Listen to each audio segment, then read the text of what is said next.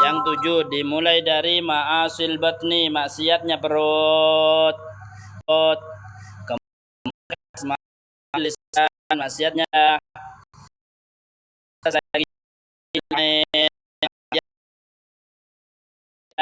yang keempat ma'asil udhun, maksiat telinga. Yang kelima ma'asil rijli, maksiatnya kaki. Yang keenam ilfar, farjinya kepala, tinggal terakhir badan, yang badan. Wal kulil badan, maksiat seluruh lahir yang harus dihindari besar kal uquqi lil walidain, seperti bagian dicatat kullu dzunub, dosa yu'allah minha ma dosa yu'allah minha ma sya, katanya tergantung keinginan yaumil qiyamah,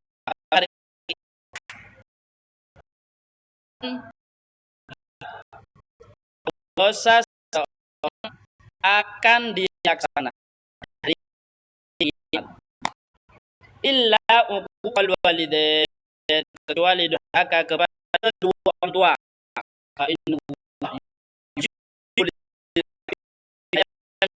Qabla al-mamat, Allah akan mencabutnya di dunia sebelum dia mati.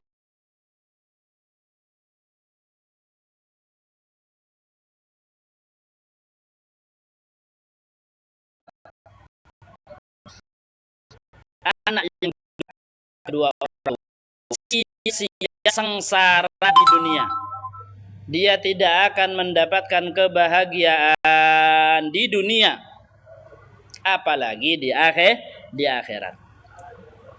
Sabdanya baginda Nabi juga, al-ibnul bar la yadkhulun nar. Kebalikannya, anak yang berbakti kepada kedua orang tuanya la yadkhulun nar, dia tidak akan masuk ke neraka. Neraka di sini neraka dunia dan juga neraka akhirat. Neraka dunia dalam arti kesengsaraan, kesusahan, kesedihan.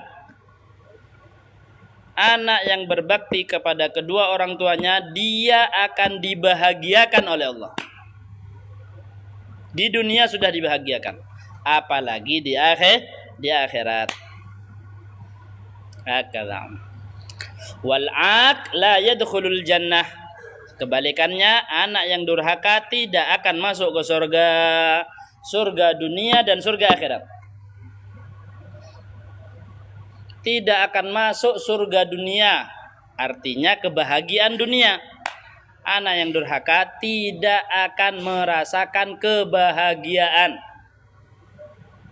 yang sempurna. Walaupun umpamanya zahirnya dia bahagia, coba tanyakan lebih dalam, dia tidak akan merasakan kebahagiaan yang sempurna jika dia durhaka kepada kedua orang tua. Sekarang dobitnya, dobit durhaka kepada kedua orang tua. Ustadz, kaidah seseorang dinamakan durhaka kepada orang tua itu bagaimana? Qala Ibnu Hajar, berkata Al-Imam Ibnu Hajar di dalam definisi atau kaidah durhaka kepada kedua orang tua. Apa itu? Al-uquq lil ahadil walidain, durhaka kepada salah satu kedua orang tua, yaitu satu, an yu'dhiyal waladu ahada walidayh, menyakiti seorang anak kepada salah seorang dari kedua orang tuanya, bima, dengan sesuatu, lau fa'alahu, kalau dia lakukan ma'ghairil walidain, kepada selain kedua orang tua, kana muharraman min jumlatis shaghair, hukumnya haram walaupun dosa kecil. Walaupun dosa kecil, tidak harus dosa besar. Ingat, dosa besar itu satu, yang ada laknatnya Allah. Dua, yang ada hukuman di dalam itu dosa besar. Selain itu masuk dosa kecil. Melakukan dosa ini tidak ada laknat dari Allah dan juga tidak ada hukuman dalam syariat. Maka dosa tersebut termasuk golongan dosa kecil dalam hukum fikih.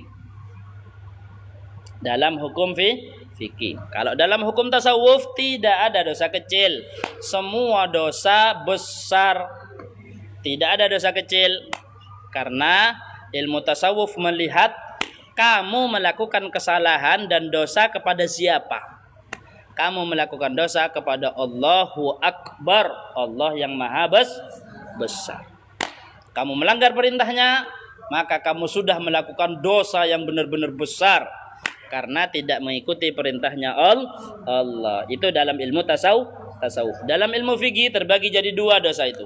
Ada dosa besar, ada dosa kecil. Lah, mengganggu atau menyakiti hati salah satu dari kedua orang tua dengan dosa yang tergolong kecil. Kalau dilakukan kepada kedua orang tua, maka bernama dosa besar. Bernama dosa besar. Hakadha. Seperti contohnya membentak.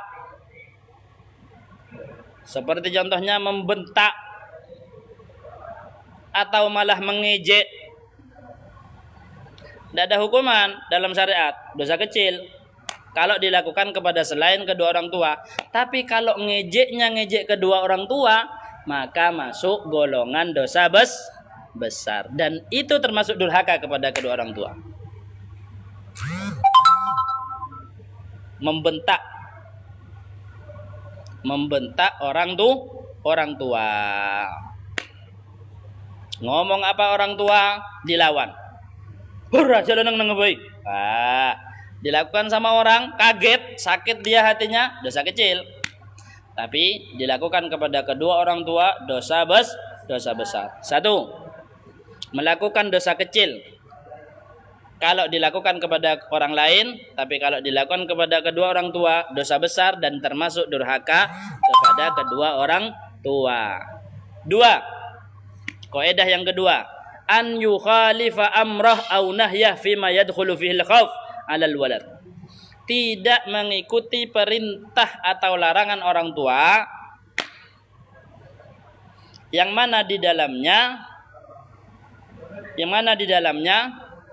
bisa membahayakan anak tersebut.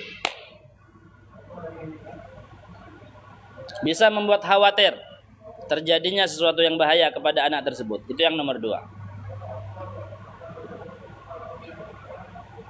Hakadha. Orang tua, awas li. Kalau jalan jangan kenceng-kenceng. Paling kenceng 60. Paling kenceng 60. Saya ngelihat kamu kalau lebih kenceng dari 60 ngawur.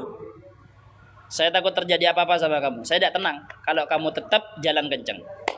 Tetap ternyata naik sepeda dan kenceng. Maka kelakuanmu naik sepeda dengan kenceng itu termasuk durhaka kepada kedua orang tua.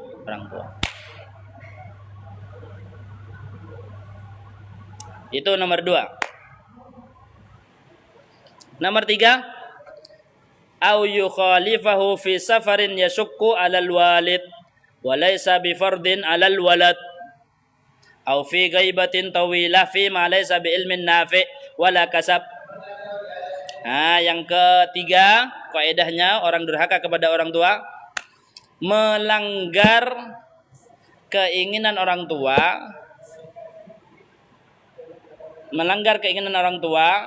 untuk tidak bepergian. Yang mana karena bepergian tersebut menyulitkan kepada kedua orang tua. Orang tuanya butuh sama anak itu. Tidak ada yang bantu dia. Orang tuanya stroke. Orang tuanya ngambil piring, ngeter, bisa geger, ngalah aing, ambil 1 gelas, kare seperempat gelas. Lu kamu malah sengke kok nang dina rosoro melolo. Akhirnya kamu bepergian malah. Heling kah, heling. Malah ke Singapura. Perjalanannya kamu ke Singapura durhaka kepada kedua orang tua. Hakadha. Itu dengan catatan perjalanannya bukan untuk mencari ilmu yang bermanfaat. Perjalanannya bukan untuk mencari ilmu yang bermanfaat. Satu. Atau nomor dua, kewajiban yang harus dilakukan kepada seorang anak. Ilmu yang bermanfaat berarti belajar. Belajar. Kalau memang masih bodoh, maka boleh jauh dari orang tua. Umpamanya orang tuanya ngelarang, jangan nak, kamu udah usah mondok, aku kangen sama kamu. Kalau kamu pulang, sek-seknya aku kumat, kamu buat sakit aku. Anaknya bodoh, gimana? Tetap tidak apa-apa untuk ditinggal. Yang penting ada yang ngurus di belakang. Bukan sampai membuat orang tuanya meninggal. Cuma karena orang tuanya aja terlalu ambil hati. Terlalu kasihan sama anaknya kalau jauh, ndak tega. Allah lah, tahu samun duk sekolah boy yang dina mak semaan. Oh, sekolah dah dapat ilmu apa-apa. Ndak apa-apa. Mondok tidak termasuk durhaka kepada kedua orang tua untuk mendapatkan ilmu yang bermanfaat. Itu. Atau alasannya perjalanan karena kewajiban yang harus dilakukan oleh anaknya. Seperti contohnya anaknya sudah kawin, kalian sudah kawin, kalian sekarang memiliki kewajiban tetap walaupun sudah kawin berbakti kepada kedua orang tua.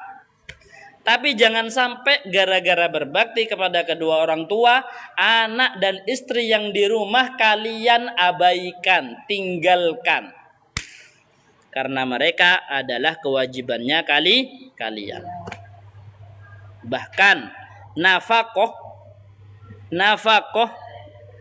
kalau kalian memiliki harta, yang harus kalian kasih makan pertama kali, satu, nafsu diri sendiri.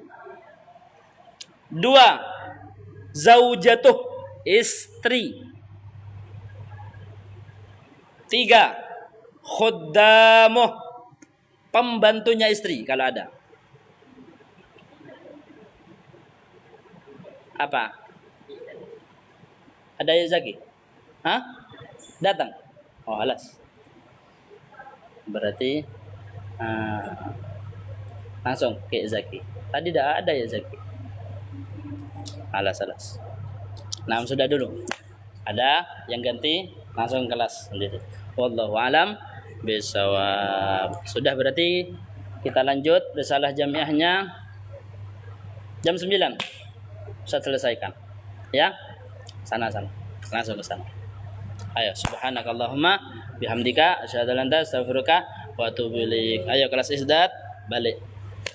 Kelas ulia ya memang sini kelasnya. Ayo sudah dulu, masih ada panggilan tugas lain. Insyaallah jazakumullah khair atas semua yang hadir.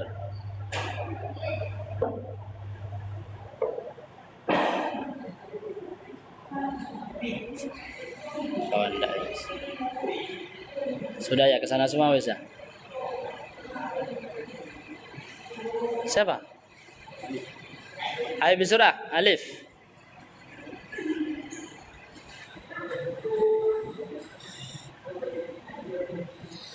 Nah, halas. Kalian lanjut. Ustaz lanjut ini aja wes, daras.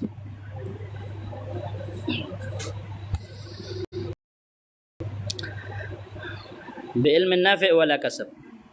Diperbolehkan bagi seseorang jika dia masih memiliki kewajiban, seperti contohnya kalau punya istri, maka jangan sampai mengabaikan istrinya. tetap memiliki kewajiban untuk berbakti kepada kedua orang tua, tapi juga ingat memiliki kewajiban yang harus dilakukan kepada keluarga, istri dan anaknya. Dan keterangan dari kaidah ini, an yu'dhiyal waladu ahada walidayhi aw yadribahu bihathu la yantahi syatmu aw darbu ilal kabirah. Seperti contohnya dicontohin sama Imam Nawawi, jika seorang anak mengganggu ke salah satu kedua orang tuanya dengan cara mengejek atau memukulnya, tapi yang tidak nyampe ke dosa besar. Nah, kata fa innahu yakunul muharram al-madhkur idza fa'alahu al-walad ma hadi walidayhi kabira. Kalau umpamanya dilakukan kepada orang lain, ngejek-ngejek itu, maka termasuk dosa kecil. Tapi membuat fasik itu, sibabul muslim fusuk, mengejek orang muslim menyebabkan kefasikan. Hakadha, sudah, jangan sampai melakukan kedurhakaan kepada kedua orang tua, karena bisa menyebabkan meninggal dalam keadaan su'ul khatimah. Na'udzubillahi ta'ala min dzalik. Wallahu alam bisawab. Sudah dulu, kita akan kembali nanti insyaallah jam 9 kita lanjut pelajaran ini. Sekarang masih ada tugas yang lain. Terima kasih. Insyaallah jazakumullah khair yang sudah bergabung. Jumpa lagi di pertemuan yang selanjutnya. Siapaan ini? Ivan. Insyaallah. Nah, Allahu alam bisawab. Masih dimatikan terlebih dahulu.